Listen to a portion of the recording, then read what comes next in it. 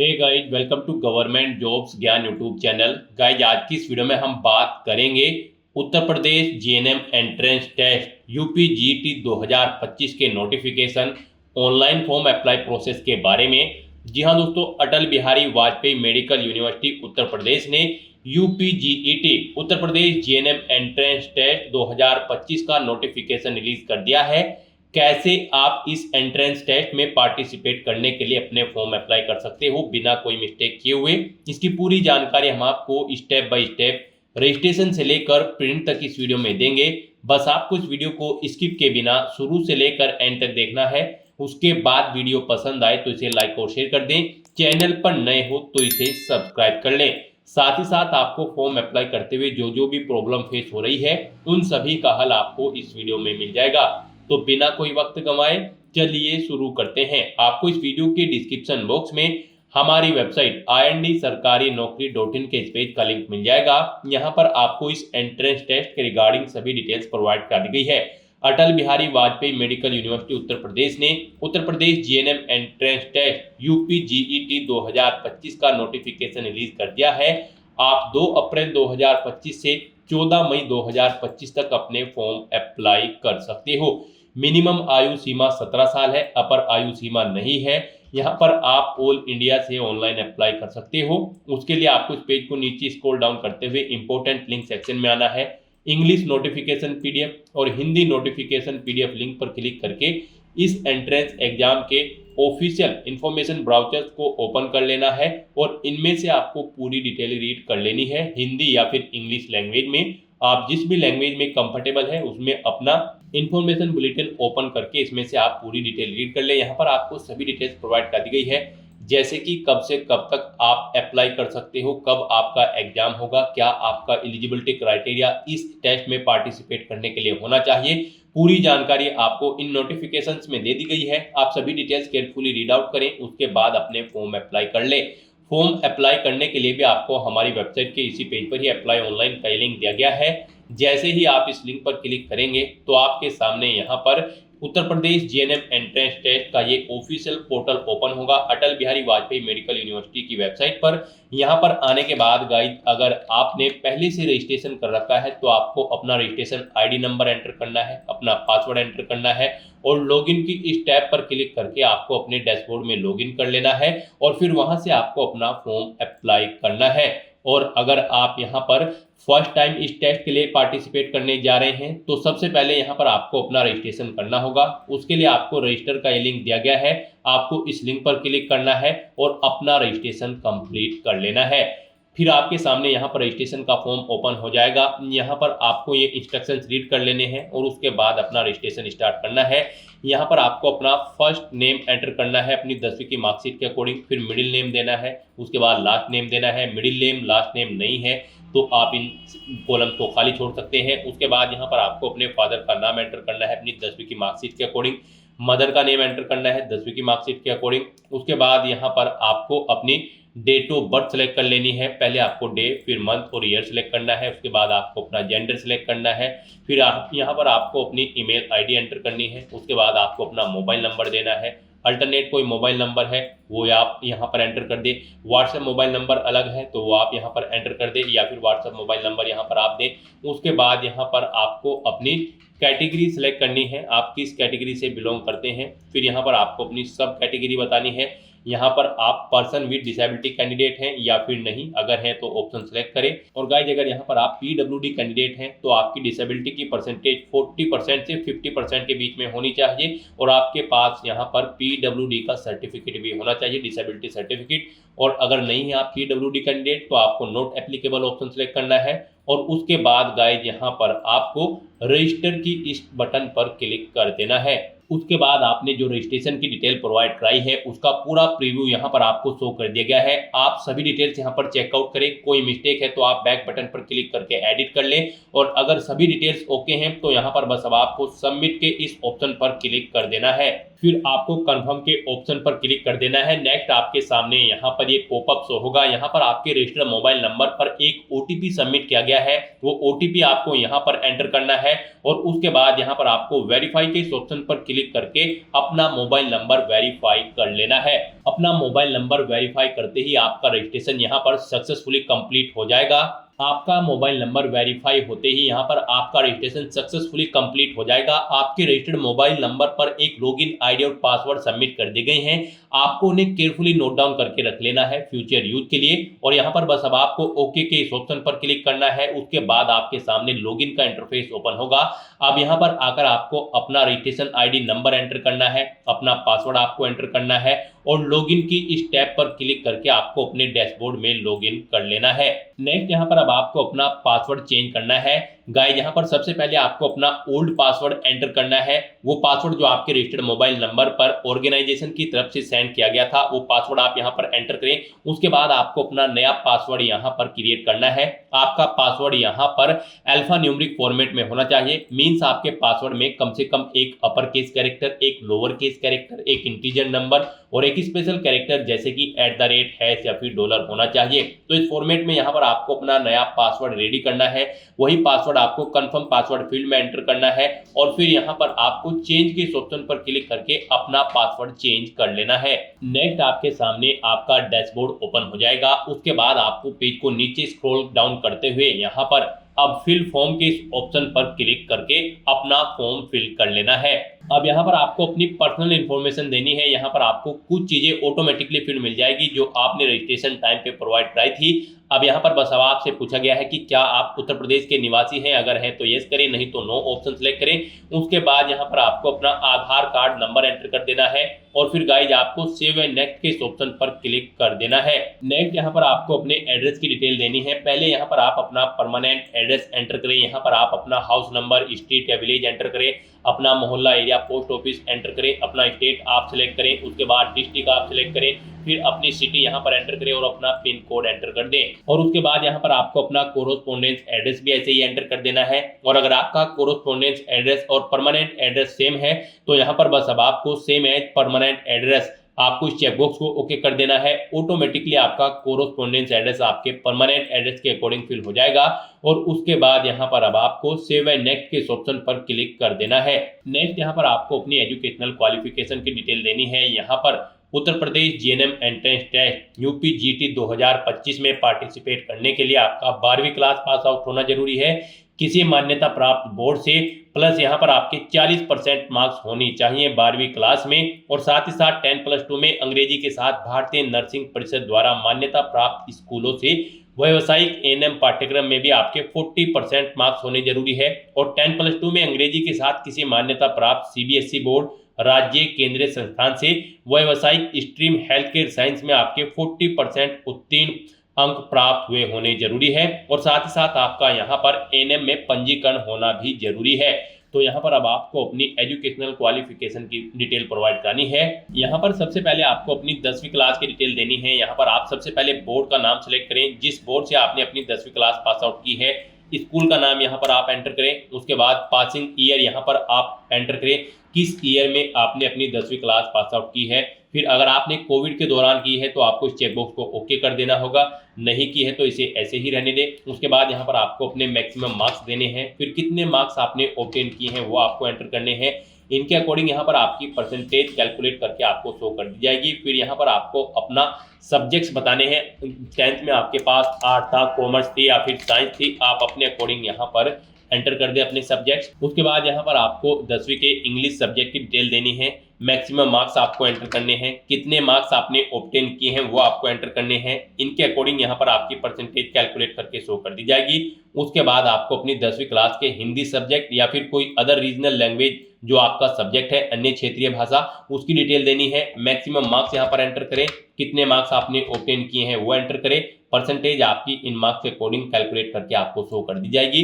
उसके बाद यहाँ पर आपको अपनी 12वीं क्लास की डिटेल प्रोवाइड करनी है। यहाँ पर आपसे पूछा गया है क्या आपने 12वीं क्लास कंप्लीट कर ली है। अगर कंप्लीट कर ली है तो रिजल्ट डिक्लेयर्ड के ऑप्शन पर सेलेक्ट करें। और अगर आप यहाँ पर अपीयर्ड हो 12वीं क्लास में तो फिर यहाँ पर आपको रिजल्ट अवेटेड के इस ऑप्शन पर क्लिक करना है। अपीयरिंग रिजल्ट अवेटेड के इस ऑप्शन पर यहाँ पर अगर आपने कंप्लीट कर ली है तो फिर आप बोर्ड का नाम दें, किस बोर्ड से आपने अपनी 10वीं क्लास पास आउट कर ली है, और यहाँ पर उसके बाद आपको बताना है कॉलेज का नाम देना है अपने। उसके बाद यहाँ पर आपको ईयर देना है, किस ईयर में आपने अपनी 12वीं क्लास पास आउट की है। फिर यहाँ पर आपको बताना है टोटल कितने मार्क्स थे और कितने मार्क्स आपने ऑब्टेन किए हैं, वो आपको एंटर करने हैं। इनके अकॉर्डिंग आपकी परसेंटेज कैलकुलेट होकर यहाँ पर आ जाएगी। फिर यहाँ पर आपके पास 12वीं क्लास में कौन कौन से सब्जेक्ट थे, पीसीबी, पीसीएम या फिर कॉमर्स, आप अपने अकॉर्डिंग यहाँ पर अपने सब्जेक्ट एंटर कर दें। उसके बाद यहाँ पर आपको अपनी 12वीं क्लास में जो आपका सब्जेक्ट फर्स्ट है उसकी डिटेल प्रोवाइड करानी है। क्या आपके पास 12वीं में सब्जेक्ट था, जैसे कि अगर आपके पास मैथ था तो यहाँ पर आप मैथ एंटर करेंगे। उसके बाद यहाँ पर आपको मैक्सिमम मार्क्स देने हैं, फिर कितने मार्क्स आपने इस सब्जेक्ट में ऑब्टेन किए हैं वो आपको एंटर करने हैं। परसेंटेज इनके अकॉर्डिंग आपकी कैलकुलेट करके आपको शो कर दी जाएगी। ऐसे ही यहाँ पर आपके पास दूसरा जो सब्जेक्ट था वो आप यहाँ पर एंटर करें, उसकी डिटेल दें, कितने मार्क्स आपने ऑब्टेन किए हैं। फिर तीसरे सब्जेक्ट की डिटेल भी आपको यहाँ पर ऐसे ही देनी है, और उसके बाद यहाँ पर आपको इंग्लिश की डिटेल देनी है। इंग्लिश सब्जेक्ट आपके पास होना जरूरी है 12वीं में भी, तो यहाँ पर आपको मैक्सिमम मार्क्स देने हैं, कितने मार्क्स आपने ऑब्टेन किए हैं वो आपको एंटर करने हैं। फिर यहाँ पर आपसे पूछा गया है क्या आप एएनएम कैंडिडेट हैं, अगर हैं तो यहाँ पर आप यस करें, नहीं है तो नो ऑप्शन सेलेक्ट करें। यहाँ पर अगर आप यस ऑप्शन सेलेक्ट करते हैं तो फिर आपको अपने एएनएम कोर्स की डिटेल देनी है। यहाँ पर आपको सबसे पहले अपना स्टेट सेलेक्ट करना है जिससे आपने अपनी एएनएम कंप्लीट की है। फिर इंस्टीट्यूट या कॉलेज का नाम देना है, पासिंग ईयर यहाँ पर आपको एंटर कर देना है, कब आपने अपना एएनएम का सर्टिफिकेट कंप्लीट किया है। फिर मैक्सिमम मार्क्स यहाँ पर आपको देने हैं, कितने मार्क्स आपने ऑब्टेन किए हैं वो यहाँ पर आपको एंटर कर देने हैं। इनके अकॉर्डिंग आपकी परसेंटेज यहाँ पर कैलकुलेट करके आपको शो कर दी जाएगी। उसके बाद यहाँ पर आपको अपने ऑल एएनएम सब्जेक्ट्स एंटर कर देने हैं, जो सब्जेक्ट्स आपके पास एएनएम में थे। उसके बाद आपसे पूछा गया क्या आप पंजीकृत एएनएम उम्मीदवार हैं, यानी कि कैंडिडेट हैं, अगर हैं तो यस करें, नहीं तो नो ऑप्शन आप सिलेक्ट करें। यस अगर आप सिलेक्ट करते हैं तो उसके बाद यहाँ पर आपको अपना राज्य नर्स पंजीकरण परिषद संख्या देनी है, यानी कि स्टेट नर्स रजिस्ट्रेशन काउंसिल का नंबर आपको यहाँ पर देना है। उसके बाद यहाँ पर आपको सिलेक्ट करना है अपने रजिस्ट्रेशन नंबर किस राज्य का है, आप यहाँ पर स्टेट सेलेक्ट करें, किस स्टेट से आपने अपना रजिस्ट्रेशन कराया हुआ है। उसके बाद यहाँ पर आपको अपने एग्जामिनेशन सेंटर की डिटेल देनी है। यहाँ पर आपको 3 चॉइसेस दी गई है, आप अपनी चॉइस के अकॉर्डिंग यहाँ पर 3 एग्जामिनेशन सेंटर सेलेक्ट करें। जिस एग्जामिनेशन सेंटर को आप फर्स्ट नंबर पर प्रेफरेंस देना चाहते हैं उसे फर्स्ट नंबर पर सिलेक्ट करें, जिसे सेकंड और थर्ड पर रखना चाहते हैं उसे आप यहाँ पर सेकंड और थर्ड पर सिलेक्ट कर लें। इस तरह से अपनी सभी डिटेल्स फिल करने के बाद गाइस जब आपको सेव एंड नेक्स्ट के इस ऑप्शन पर क्लिक कर देना है। नेक्स्ट यहाँ पर अब आपको अपने डॉक्यूमेंट अपलोड करने हैं। यहाँ पर आपको अपना पासपोर्ट साइज फोटो, सिग्नेचर और वेरिफिकेशन परफॉर्मा अपलोड करना है। यहाँ पर इनके लिए आपको गाइडलाइन दी गई है, इन गाइडलाइन के अकॉर्डिंग आपको अपने डॉक्यूमेंट अपलोड करने हैं। यहाँ पर आपका फोटो 50 KB से 200 KB के बीच में होना चाहिए, जेपीजी फॉर्मेट में होना चाहिए, और आपका पासपोर्ट साइज आकार का जो फोटो होगा वो 3 महीने से ज़्यादा पुराना नहीं होना चाहिए, और उसके ऊपर किसी भी बॉर्डर या फिर चेहरे की विशेषताओं से रहित और स्पष्ट रूप से दिखाई देना चाहिए आपका चेहरा। और आपको आपके फोटो के नीचे अपना नाम और फोटो खींचने की तारीख अंकित करनी होगी। साथ ही यहाँ पर केवल सफेद पृष्ठभूमि वाली रंगीन फोटो और उम्मीदवार का चेहरा सिर कम से कम 75% यहाँ पर कवर होना चाहिए। फोटो का साइज आपके 4.5 सेंटीमीटर इंटू 3.5 सेंटीमीटर में होना चाहिए, और यहाँ पर आपको कोई भी काला चश्मा नहीं पहनना है, सर पर आपको टोपी नहीं पहननी है, और दोनों कान आपके स्पष्ट दिखाई देने चाहिए। तो यहाँ पर इस फॉर्मेट में आपको अपना फोटो अपलोड करना है। आपको चूज फाइल बटन पर क्लिक करना है, फाइल को सेलेक्ट करना है और अपना फोटो यहाँ पर अपलोड कर देना है। उसके बाद यहाँ पर आपको अपने सिग्नेचर अपलोड करने हैं। सिग्नेचर आपके 20 KB से 100 KB के बीच में होने चाहिए, और यहाँ पर ये काले बॉल पॉइंट पेन से लिखे हुए होने चाहिए, और आपके सिग्नेचर सफेद पृष्ठभूमि वाले कागज पर होने चाहिए। बड़े अक्षरों में किए गए सिग्नेचर आपके मान्य नहीं होंगे। अपलोड करने के लिए सिग्नेचर की छवि स्कैन या फोटो खींची जानी चाहिए। हस्ताक्षर में आपको ओवर राइटिंग वर्जित होगी, और अगर यहाँ पर आपके सिग्नेचर जाली हैं तो फिर आपके खिलाफ यहाँ पर कार्रवाई की जाएगी। उसके बाद यहाँ पर आपको अपना वेरिफिकेशन परफॉर्मा अपलोड करना है। यहाँ पर आपको जीएनएम वेरिफिकेशन सीट के इस ऑप्शन पर क्लिक करना है। उसके बाद आपके सामने यहाँ पर ये परफॉर्मा ओपन हो जाएगा। यहाँ पर आपको अपना colour passport size photo affix करना है, उसका साइज 3.5 सेंटीमीटर इंटू 4.5 सेंटीमीटर में होना चाहिए। इस बॉक्स में आपको अपने सिग्नेचर यहाँ पर मेंशन करने हैं। फिर गाइस यहाँ पर आपको ये जो सेंटेंस है ये कंप्लीट सेंटेंस आपको यहाँ पर इस बॉक्स में राइट करना है। फिर आपको यहाँ पर इस बॉक्स में अपना लेफ्ट हैंड थंब इंप्रेशन करना है, इस बॉक्स में आपको अपना राइट हैंड थंब इंप्रेशन करना है। उसके बाद आपकी बॉडी पर कहीं कोई कट या तिल का निशान है तो उस पैलेस का नाम यहाँ पर आपको मेंशन कर देना है। 2 जगह है तो यहाँ पर आप मेंशन कर दे, नहीं है तो नो मार्क यहाँ पर आप मेंशन कर दे। इस तरह से यहाँ पर आपको अपना ये परफॉर्मा रेडी कर लेना है। फिर यहाँ पर आपको इसका एक फोटो क्लिक करना है और इसे जेपीजी फॉर्मेट में आपको सॉफ्ट कॉपी में कन्वर्ट करके यहाँ पर अपलोड कर देना है। आपके इस परफॉर्मा का साइज 50 KB से 200 KB के बीच में होना चाहिए और जेपीजी फॉर्मेट में आपका ये परफॉर्मा होना चाहिए। उसके लिए यहाँ पर आपको चूज फाइल बटन पर क्लिक करना है, फाइल को सिलेक्ट करना है और अपना ये परफॉर्मा यहाँ पर आपको अपलोड कर देना है। इस तरह से यहाँ पर आपको अपने तीनों ये डॉक्यूमेंट अपलोड कर देने हैं और फिर गाइस यहाँ पर आपको सेव एंड नेक्स्ट के ऑप्शन पर क्लिक करना है। नेक्स्ट यहाँ पर आपको अपने बैंक की डिटेल प्रोवाइड करनी है। यहाँ पर अगर काउंसलिंग से संबंधित कोई फीस रिफंड होगी तो यहाँ पर उसके लिए आपको अपने बैंक खाते का विवरण देना है। उसके लिए यहाँ पर आपको सबसे पहले अपना अकाउंट नंबर एंटर करना है, वही अकाउंट नंबर एक बार फिर से एंटर करके कंफर्म कर लेना है। फिर यहाँ पर आपको अपना नाम देना है जो आपकी पासबुक पर है। फिर यहाँ पर आपको अपने बैंक का IFSC कोड एंटर करना है, बैंक का नाम देना है। उसके बाद यहाँ पर आपको स्टेट सिलेक्ट करना है, फिर आपको डिस्ट्रिक्ट सिलेक्ट करना है जहाँ पर आपका बैंक है। फिर यहाँ पर आपको अपनी पासबुक या फिर कैंसिल चेक का फोटो अपलोड कर देना है। फिर उसका साइज यहाँ पर 50 से 200 KB के बीच में होना चाहिए। जेपीजी फॉर्मेट में आपकी पासबुक या फिर चेक होना चाहिए। तो यहाँ पर अब आपको चूज फाइल बटन पर क्लिक करना है, फाइल को सिलेक्ट करना है और अपनी पासबुक या फिर कैंसिल चेक यहाँ पर अपलोड कर देना है। और उसके बाद गाइस यहाँ पर अब आपको कंफर्म एंड प्रीव्यू के इस ऑप्शन पर क्लिक कर देना है।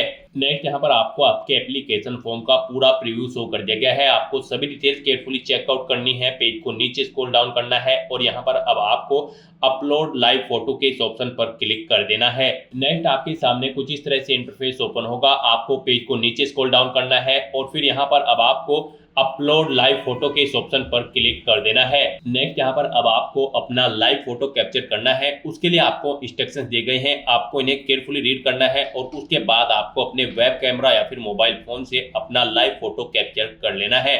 यहाँ पर आप जहाँ पर अपना फोटो खींचेंगे वहां पर अच्छी रोशनी होनी चाहिए और ध्यान भटकाने वाली चीजों से मुक्ति होनी चाहिए।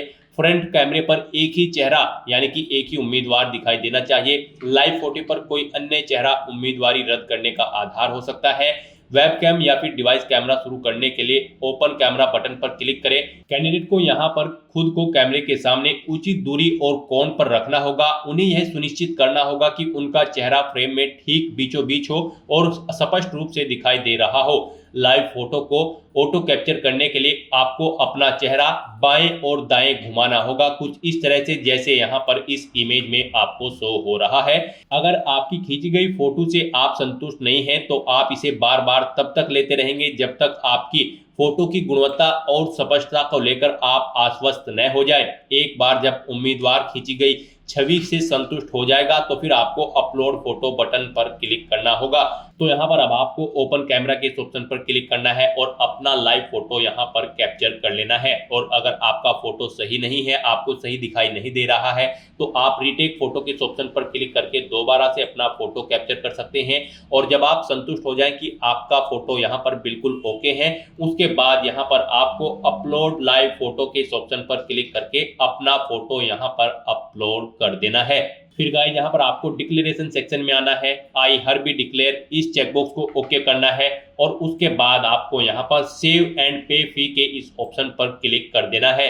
लाइव फोटो कैप्चर करने के बाद आपको आपके डैशबोर्ड में डायरेक्ट कर दिया जाएगा। अब यहाँ पर बस अब आपको अपना फीस पेमेंट करना है। उसके लिए आपको यहाँ पर पे फीस आपको इस ऑप्शन पर क्लिक करना है। आपको अपनी कैटेगरी के अकॉर्डिंग यहाँ पर अपना फीस पेमेंट करना होगा।